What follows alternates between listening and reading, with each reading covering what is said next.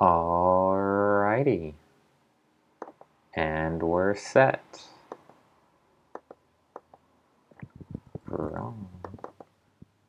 Go ahead. And don't forget the mute there, because otherwise Siberian gets mad.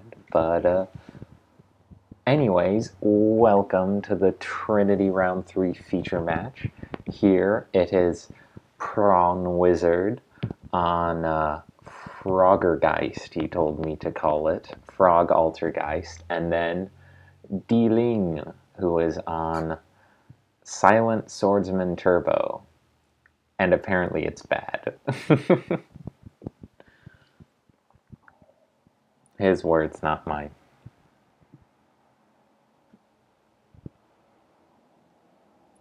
Prawn is repping the appropriate sleeves with that toad. Opening with just an instant fusion though, so nothing too explosive. I'm not even sure what hands turn into a turn 1 toad in Trinity, if anything, but turn 1 Raijin set itself is like fairly good. Oh no, Mono's messaging me again. Hey, important question. You left your social security card at my house last time you were over. It's the one marked with "Don't dox me." What do you want me to do with it? Burn it, ob. And then Ledger, too. This is about as good of a use as you can get out of Ledger, I think, just being able to fire it off turn 1. Because, your opponent has to, like, start really fast to actually end the game before the cards matter. However, in my experiences, that does happen a reasonable amount of the time, such that you either win or lose on these 4 cards before the 3 you get from Ledger actually matter. So we'll see whether that continues to be the case. But that's looking a little scary, because with this Twin Twisters, now Prawn's on 2 cards, one which is known, versus D-Ling's 4. So if he can, like, set up some sort of game-ending pressure, or even just, like, answer the Raijin cleanly and this is dead, like, that Ledger is going to have just been a -1. So, yeah, I ended up playing it in my tournament deck and regretting it, because it, like, very cleanly lost me a round. Like, I drew it dead late and lost because of that, and also drew it live turn 1 but died because I was only on 4 cards and lost because of that. So, but then again, that's only 2 games, and, like, it's clearly still a really strong card. I just think that somehow Trinity's actually kind of fast, such that, like, it's not reliable enough to deserve the co-slot. Whew. Looks like we're seeing some of the warrior aspects that vie on malicious. 3 summons linked to Rippy's old. This doesn't out the Raijin that we saw set, though. If that were an Isolde, though. Woo! Card's pretty good. That's why we can't allow it.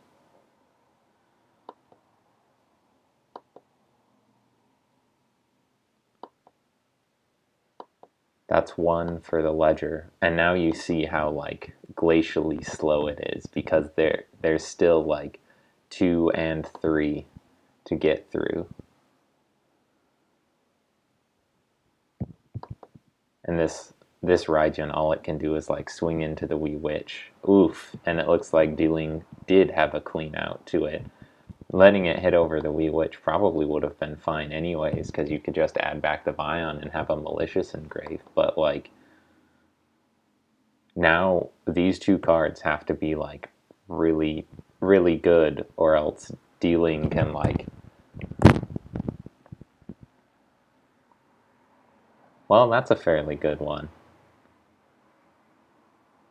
At least it stalls the game. You can like set the Call of the Haunted Altergeist trap and then chump with it twice. But Wee Witch reduces its attack as well as boosting its own, so. And Marionetter's like not that great when it's the only one you have, because it's like trait effect isn't usable, and like it can only set something that revives itself or that like doesn't doesn't do anything great. That's pretty brutal. This Ray is also boosted by the Wee Witch's Apprentice, which means that assuming this one unknown backer was nothing, this is like a lot of pressure. And then Prawn has to survive another turn when this Ray can like swing and then tag. Shouldn't it be 8? 1100, 1900. Yes, it should be. Quick maths. Mono responded. Sounds good. See you at Ass Eaters Anonymous. You know me. It reduces by 400. Oh yeah. Looks like reading cards is good. There's like, it's always funny when there's old field spells and stuff that gain attack but then reduce defensive stuff. Like, ooh, that matters. It only matters in such that it's hard to remember. But no Ray tag. Oh, it's because it has to go to the extra monster zone. My bad. I figured it was something like that.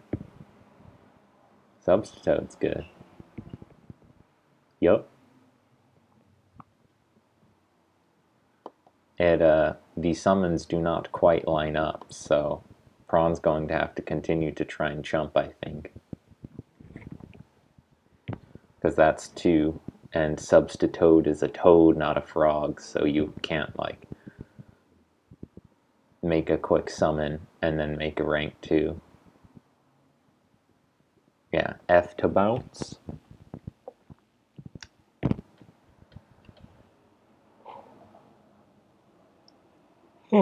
Excuse me. But you can sort of like see it. It's like now it's looking like Prawn's going to live to this ledger, but assuming that these in-hand cards like aren't anything scary and he can out the board of monsters, the 3 cards from ledger may not actually be that important if he can just like toad next turn. I was a big proponent of it at first, but testing, I don't know, I have not been a fan. That's manifestation, right? Correct. Also, that was 2 for the ledger, so next standby phase.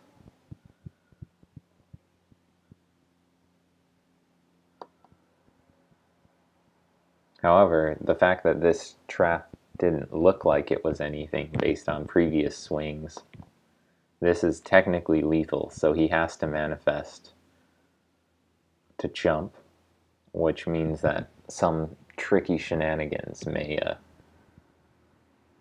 force through damage. Yeah, because this is reduced by 400, and this is boosted by 500, so that's 100. Then 19 and 2000, so, ooh, not quite there, but like, it's frightening how close it is. A single, like, rogue Hayate swing can end this.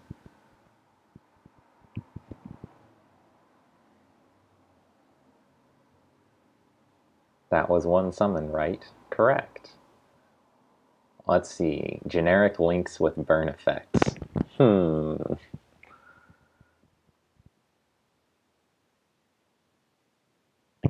Well, I mean, that's a pretty big, pretty good link. Untargetable by monster effects. But,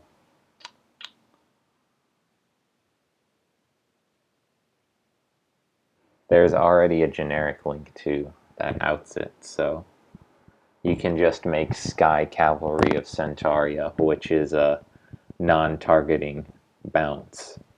Actually, he would die. Never mind. That doesn't work. He could like put it in defense and chump, but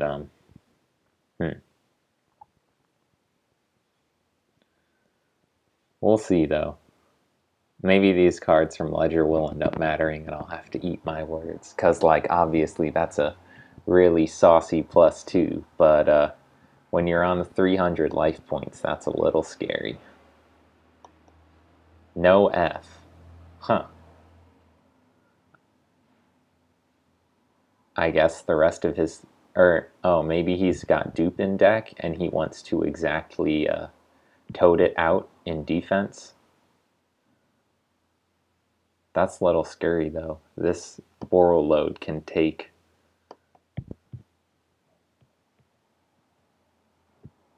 I don't know why he fired off that Waboku there.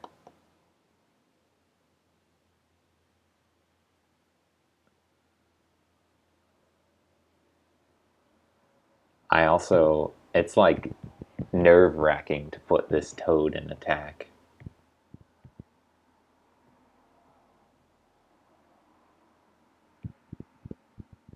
So it looks like he presumably does have dupe in deck and doesn't have any other frogs that he wanted to send, or maybe he plays an extra frog and it's in hand. Woo! Light, dark. Oh no. Oh, take it, I guess? No, you don't want to take it. Well, that's a real card.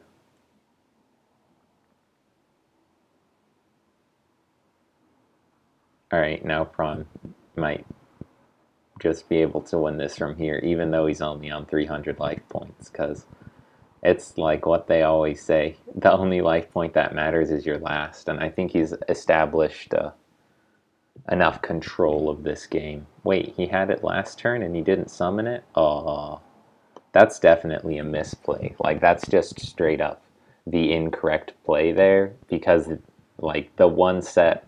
You could make a very strong educated guess that it wasn't Mirror Force, because he would have Mirror Forced you instead of like taking all of those beats, and that would have been like super game. So it looks like he was sitting on another frog in deck. Oh, and I guess he wanted to greed mode with the toad there, get a second summon's worth of value out of it.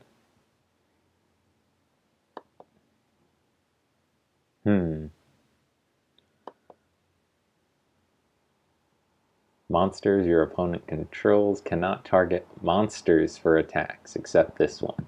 Which means theoretically he still has like a Hornet drones out to this, but he also has to beat the Toad negate. Firing off Waboku there was kind of random and probably unnecessary. It's like, oh man, you can't use it after he summoned Toad. It's like you don't have it, except you used it, so you don't have it, and it didn't do anything anyways. So, yes, this is a big oof. If you really could have summoned BLS that previous turn, that's probably like... Instead, or like... Yeah, you could have just slammed it down and made it game, so... Live and learn. There may have been some sort of link play that you could have done to force the manifestation and then spin the marionette too. With like Phoenix and Unicorn. You would have run up to the summon limit, so you couldn't have used BLS there too. But at the very least, you definitely had the option of using Phoenix and firing it off at the unknown back row to play around a potential Mirror Force. Woo! You can negate Gores with Totally Awesome and then set it, so...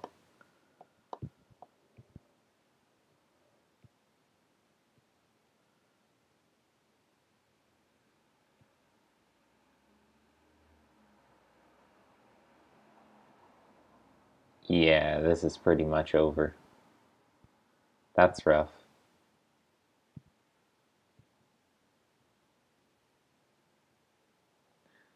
I don't know. This is like... I'm going back to the Ledger point, but I think that, like, even though I'm fairly certain that Prawn Wizard has this won by now, like, yep, there we go. I don't think the ledger made a real difference in encouraging his win. Like, I feel like he ought to have lost that before the cards came in, but dealing misplayed and sort of handed him back the potential to win. So, but then again, that's one game, not the, you can't evaluate a card off of a single game. Let's check the chat while we're at it. Oh wow, so chatty today. Ledger of Overhype. True. Yada yada yada. It's time to duel. And so it is. Did someone not bore self-protect? Oh yes, you can use Borreload's effect, which can't be responded to, and like protect it from the toad hit, but got blown out by Mirror Force anyways. Yeah, so big rip.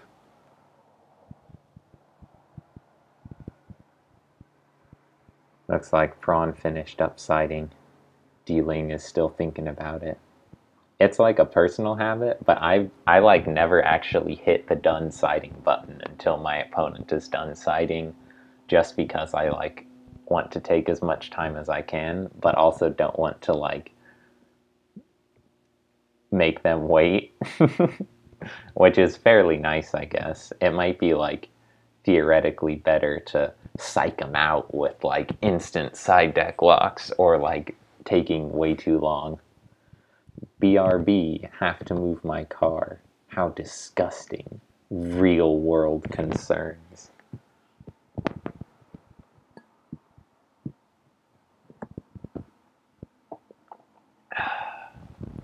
So how you all doing? I'm doing great.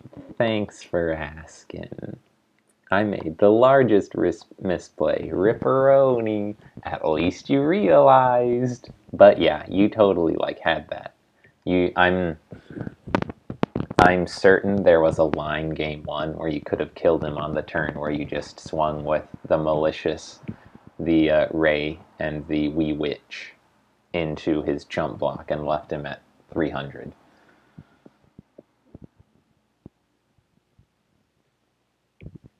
Like, the unsafe play would have been to just slam BLS and swing for game, but you even had, like, a safe line of summon Malicious, make Nightmare Phoenix, pop the back row, the unknown back row, and then summon BLS and swing under the summon limit. And that would have been, like,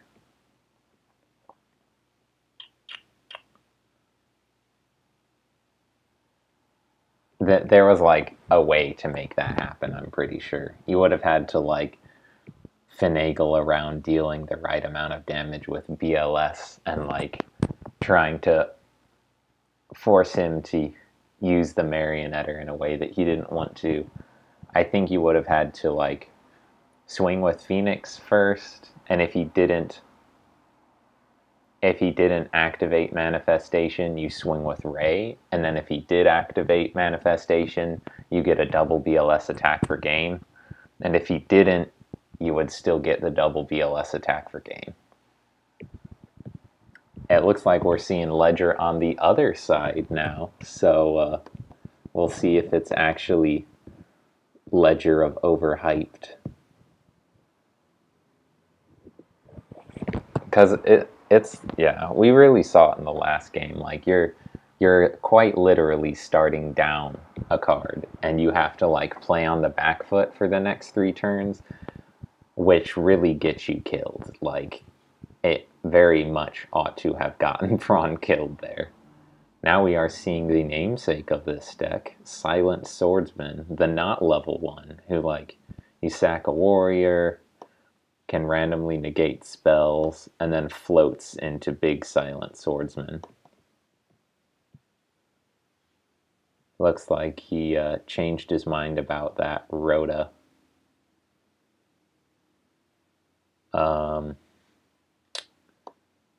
Yeah, that's a soft chat. because you could like reveal it and then put another card on top of your deck. Pro tip, using Dueling Book's interface, the best way to do so is to either like special summon the monster to your board or set the spell and trap and flip it face up and then put it face up from your side of the field to the deck so it doesn't automatically shuffle your hand and like mess with that.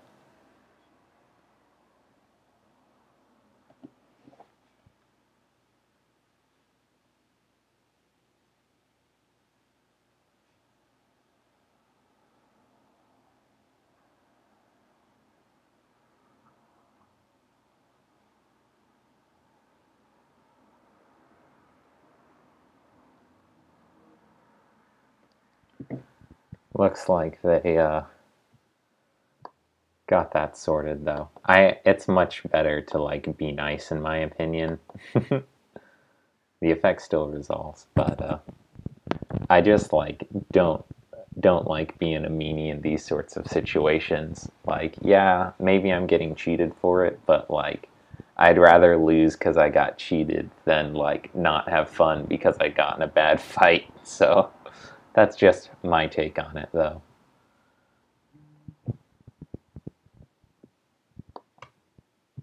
Oof, firing off. Now we're really seeing though, like once again, all it takes is a little interaction and it's 4 cards to 2 cards, and one of them is a substitute, which means that like a big toad will hit the board before Ledger probably. Ledger gets back, even if it's not going to be this turn.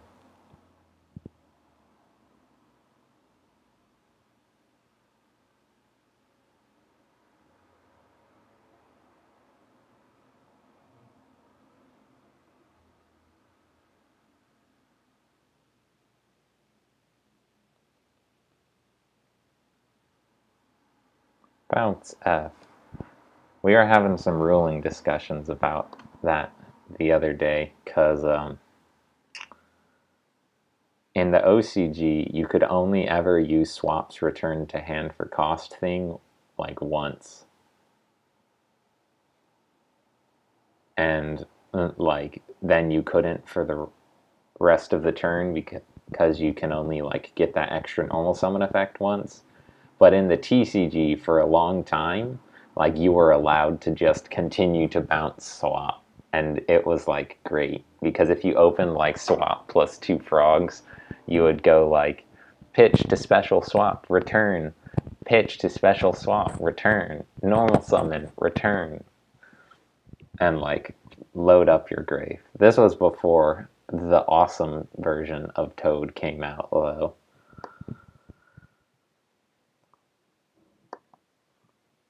Shark Cannon. Yeah, this is like a really good side or even main worthy addition to your like random Sky Striker engine, because like DD Crow effects are really strong when you're in a singleton format. Your opponent only has like one of like key graveyard based engine pieces, so rip the Toad possibilities. But summoning Malicious in defense to chump is like probably not the game winning line here, so we better hope for dealing's sake that this last card in hand is exactly like a playmaker here. Even just a dark monster for Wee Witch wouldn't be terrible. He might then live until this Ledger resolves, because that Shark Cannon probably turned off Prawn's ability to Toad here, like one swap. I'm not sure the Sangan can search anything to make Toad, because he would need like two or like a water monster and a frog in hand, something to special the swap, and then normal to make the Toad, and that's like all of your frogs in deck probably. I don't know if he's playing random other water monsters for that synergy. I think one of the Altergeists is. Oh yeah, there's one. it like technically counts, but at this point you'd rather just use the Spellbook Magician to do blue boy things. That last will synergy, even though he already got it with the Substitute. You might just normally use it to deck thin. It's not an Aqua monster, so he can't make Toad with it, but he could make another rank too. Not sure that's worth it though, when that Ledger, those cards coming back soon enough. How many turns has it been? I should really pay more attention to that. But he went first, then Prawn went, then he went, then Prawn went. So I think, and it's standby phases after, so that's 2.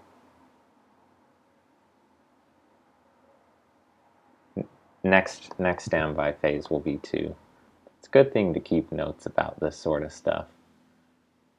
It's like an interesting comparison, like generic card draw options for control-y decks. Like Blue Boy is a 3-card engine with 1 like fairly hard Garnet, but like 2 starter cards that thin your deck and are like Pot of Greed. But they take your normal, but there's like no other restrictions. Whereas like Ledger is better than Pot of Greed, but and no restrictions, but also like really slow. Whereas something like another alternative, like Card D, takes your normal, has hefty restrictions, but like you like get the cards not quite immediately, but like you just go to your end phase. So if it's back row, you can't set it. It's interesting that he chose to thin his, like dump the frogs here. I think he's like explicitly trying to thin his deck and knows that Toad is probably not seeing the light of day. The totally awesome Toad, not this poor Toad, who is also no longer seeing the light of day, unless you count being face up in the banished zone. There. Keeping track of that stuff so you don't lose track like I do. Is he on 3 spells? Oh yeah, he is. That's pretty brutal. So I guess we're seeing Ledger's strengths in this game, sort of. When your opponent is on a deck that doesn't put out like game-ending pressure very easily, and you're just like trading back and forth cards and poking each other, like that's going to be a really mean plus. DD Assailant, random warrior dudes. But I mean, hey, it's something when your opponent's on a bunch of wieners. Like, they might have to somehow field something bigger than this to out it. It's not just easily done. It depends. If he has like an Altergeist and he gets this spoofing, that's like big ouch, because all of a sudden he will be live into the other half of his deck. But the fact that he didn't pick it, instead picked Compulse, I think is pretty telling. You don't want to compulse this DD Assailant, obviously. You can just normal it again. So the fact that he had to pick it is like kind of sketch, I think. And this should be 3. All of a sudden. +2. Well, like really a +3. He's just been at -1 for whatever. So we'll see. Like, Rhoda. So it looks like that's one of his Trinity choices. Understandable for like warrior mishmash deck. Probably, I was gonna say, I don't know how I feel about Silent Swordsman here, because you just saw your opponent grab a compulsory, and you have to sack a warrior monster to summon it from hand. So I guess grabbing it and then not using it is fine. Or like, using a malicious for fodder. Or, okay, or Prawn can just fire off the compulse on the normal summon monster instead of like, way, he says. Oh. So it looks like he didn't grab spoofing because he already had the multi-faker. You can just activate spoofing and like summon multi-faker, which I think is like fine too. Then you can like put the faker back to summon a Kunkiri from deck. But this is still good.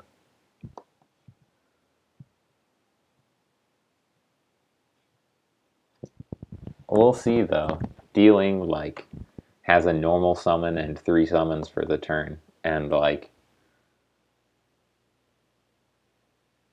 opted to just pass. Okay, I guess I was gonna say he didn't feel like he had a way to beat the Meliseek without triggering the float and wanted to just play around it. But that's like, I don't know, that's scary because then you can just link into Hextia, search Marionetter, and like get 2 spell trap negates and like completely load yourself up. Can search a monster negate too, but I think getting the Call of the Haunted here is probably better. Yeah. Because you can like use it to get an extra spell and trap negate instead, and it like synergizes with your multi-faker and Meliseek for like forcing through stuff. Woo, there's a Gorse. Wild. That is why you got to attack with the little ones first, but I mean, I still wouldn't say no to a 3100 token. That's pretty scurry. So now, I guess it depends on what the unknown set is again, because like theoretically that just cracks this board in a way, but we know that Prawn has a follow-up. Looks like he's just going for the Swordsman. Once per turn during the standby phase, it gains 500. Okay, so it's just like a weenie right now. But you can still hit over the Marionetter. Then hit the Hextia, because it loses the attack unless you like use Manifestation to put something in its link zone again, which is like probably not the best use of that. I think you need it to summon Meliseek. Oh, wow. So it looks like he had the loaded hand of Altergeists, and that's why there was no need to grab the spoofing. F negate silent Swordsman.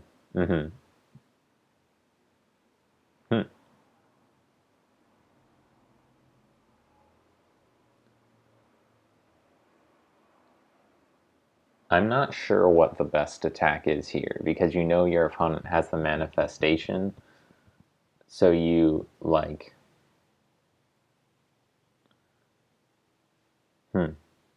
so you like want to try and play around your opponents using multi-faker to special something from deck, or using Meliseek to then out your board, but also you want to, oh, and there's the MST. So it looks like it wasn't anything, but negating the Kunkiri there, like the Kunkiri negating the Swordsman there, sort of forced it through. That's game. This negates while the Kunkiri still face up, so swinging over the Kunkiri there would have been good probably, but he could have just summoned it back with Manifestation. That was like rough. I think that was still like winnable. You might have had to just summon the Swordsman in defense. Like that's a minor play thing. Like when you're on that low life and you're summoning your dude, like you may as well just put him in defense and prevent yourself from getting poked over. That's like a minor misplay. So yeah, that's rough. But like don't get too down, because like losing to misplays is less disheartening than losing to like your opponent just rolling over you when you didn't make any misplays because they drew better. Because like you can learn from misplays, like and like when you lose to a misplay, you can know that the person who played better won, and I think that's like a good thing to fall back on, even if you like weren't the one who played better. Like I think it's good for a game to be able to show that. So, but yeah, that's another one. So, but like, you can take something away from this match and know for next time, and hopefully like be a little better off. So, anyways, thanks to all the watchers for tuning in, and I'll check on the chat one more time and then sign off. Bod confirmed for uncultured swine, meanie bobini. Get out of here. I missed the vroom vrooms. Oh, talking about card car. Ledger main. Yeah, this was like interesting. Everyone saw like Ledger sort of got. It's like the person lived until they got their cards back both games, but like they very clearly were on so low life points that it was a really risky and probably should have lost situation in the case for Prawn, and Dealing actually did just get beat out on life points. Like it wasn't a clear win on advantage, but like yeah. So anyways, thanks to everyone for tuning in. I'll see you whenever we figure out the next round's feature match. Bye.